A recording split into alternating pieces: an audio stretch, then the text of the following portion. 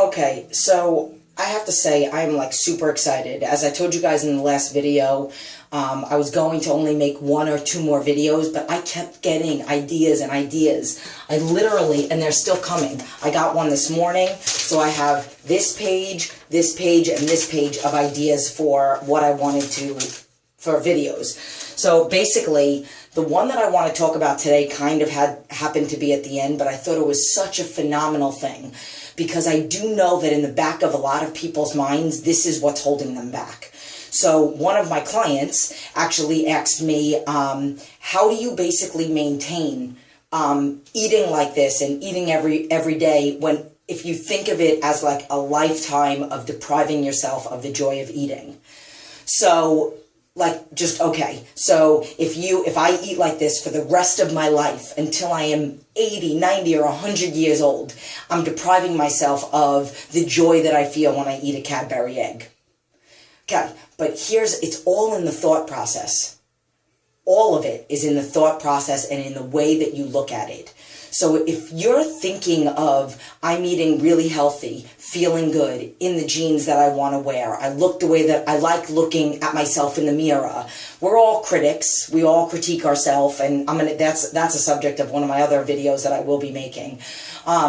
No matter where we are on our goal, I can critique myself. There's not one person on this earth that has the perfect life, the perfect body, the perfect mind frame, the perfect situation. Nobody has it perfect. Even if you come across as me, if I come across as always being healthy and happy and feeling great, and I never post on Facebook, have a headache, feeling really crappy today, oh my God, and if I did, it was in a picture where I said, no, little sleep, headache, foot hurt, blah, blah, blah. And that's because I don't focus on that stuff. But it literally, if you think of, here's my little thing. Okay.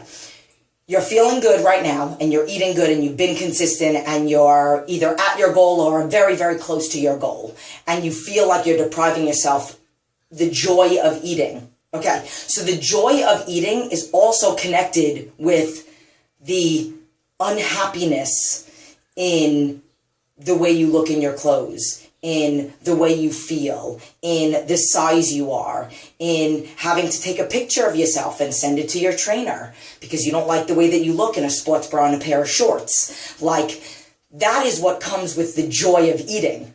So think the unhappiness.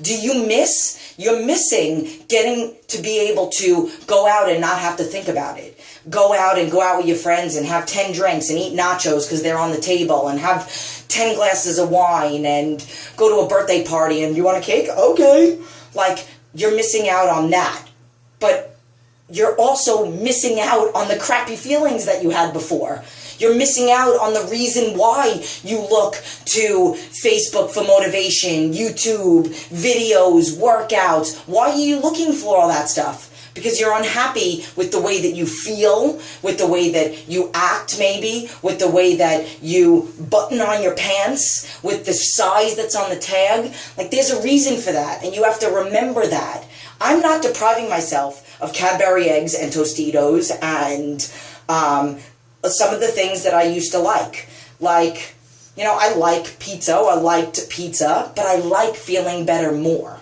So it's the way that you think about it. And I have like two examples, one really extreme. If, God forbid, you got into an accident and you either lost an arm or you lost a couple fingers or whatnot, are you going to spend the rest of your life focusing on those 2 missing fingers or that lost limb? Or are you going to be grateful that you have the other arm to still do things with? So you don't get to eat saturated, linguine Alfredo with chicken and crappy food and things that like make you feel for like 5 seconds and then make you feel for like the rest of the day and the next day. But ultimately, yes, I eat. I had like 4 people that messaged me, do you eat the same thing every day? Yes, because I take it back to cave days. ate and hunted and ate and hunted, and they ate the exact same thing every day, because that's not where they found joy. They found joy in their family and reproducing and in having, offspring. And I mean, like, just that's what they found joy in, and that's what we have to learn how to find joy in. There's joy in life that is not at all supposed to be linked with eating. Joy of eating. We need to learn how to find more joy to everything else. Another little scenario, and I use this because this just recently happened. Like, my son loves his little soldiers. Loved, because they're gone now. So he's got 1,000 other toys, 1,000 other books. I just bought a whole bunch of books from the Scholastic program.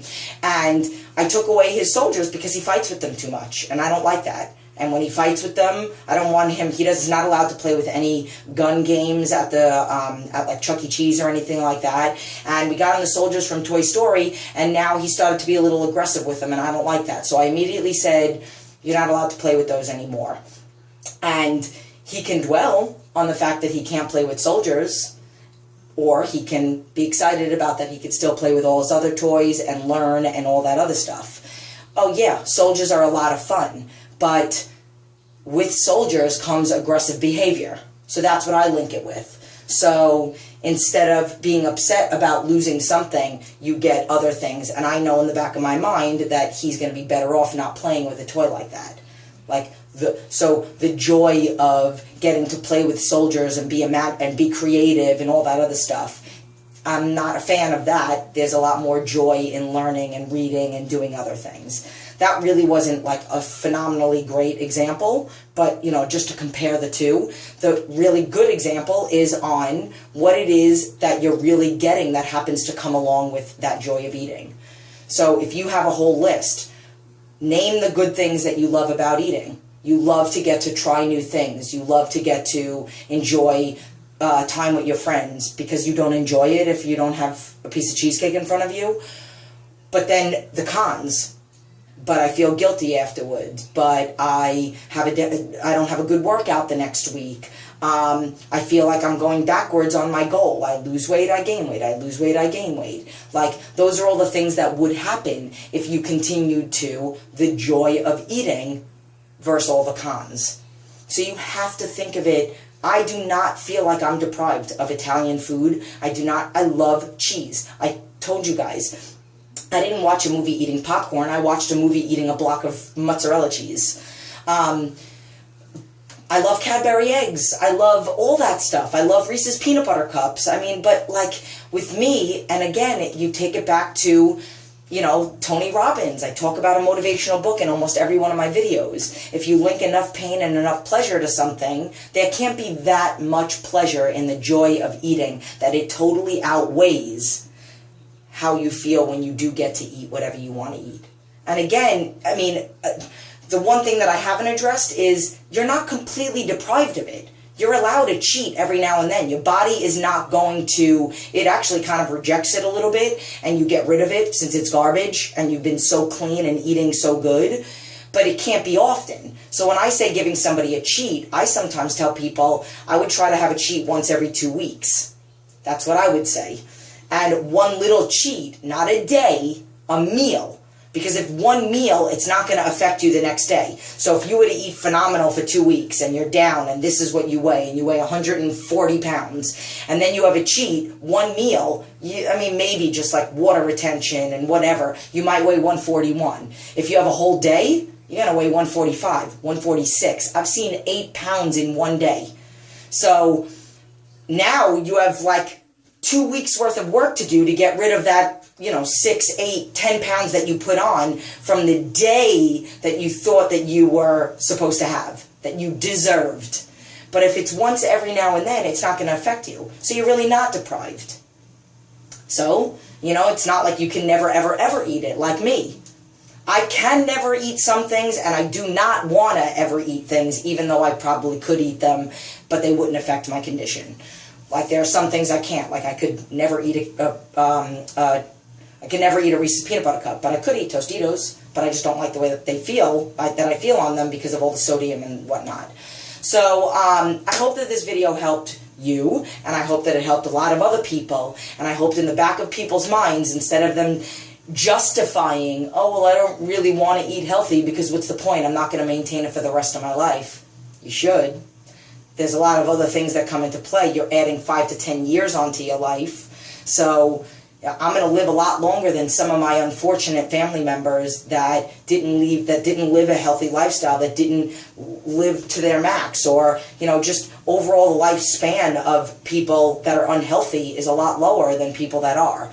And even though I have all these conditions, I don't allow them to dictate what my life is going to be like, the longevity of my life and the quality of it at this moment. So it doesn't matter that I have a hypothyroid, Crohn's disease, colitis, that I've suffered from depression, and that still to this day, I still have that emotional connection to food. I've just learned how to not allow myself to be in positions where I feel weak or given to temptation or don't have a game plan or anything. Again, I hope this helped. I'm going to go get ready now. My son's up. I'm very surprised he didn't come in here and say hello. Babe, you want to come say hi? Koa? Kikoa? What? I said babe. Oh, because I call my husband babe. Kikoa, would you like to come say hi? Everybody misses you. Everybody misses you. Come say hi. Because they love you. Are you coming? Oh, yep, he's coming. So, again, somebody also asked me about kids and eating healthy and all that other stuff, and might as well just throw that in while we're waiting for him. And my son eats healthy because that's what he sees. We have a lunch bag, and I'm coming back from jiu-jitsu, from his jiu-jitsu. We're driving around, or we're out for the day on Saturday and Sunday. He sees me with my lunch bag. He likes my little bag o' chicken, where it's plain chicken in a Ziploc bag. He loves carrots. He loves fruit. Right now in his lunch bag, he has a Ziploc bag of watermelon and his water bottle for him to go to kindergarten. You can teach your kids to eat that way if you eat that way. So I do prep for me and my son. And most of the time he eats the same thing. Sometimes he'll eat some pasta and some other things. But, overall he's very healthy. Occasionally he'll have chicken nuggets. I try not to go to McDonald's just because it's garbage. So I'll get the ones from Trader Joe's. He'll sometimes have pizza if we go out to the movies or whatnot. But we're talking about like once every 2 weeks that this kid eats something bad. So let me just check. No, you don't want to say hi? Okay. No, he's tired. He's tired. So, love you, and I'll see you soon. Okay, babe?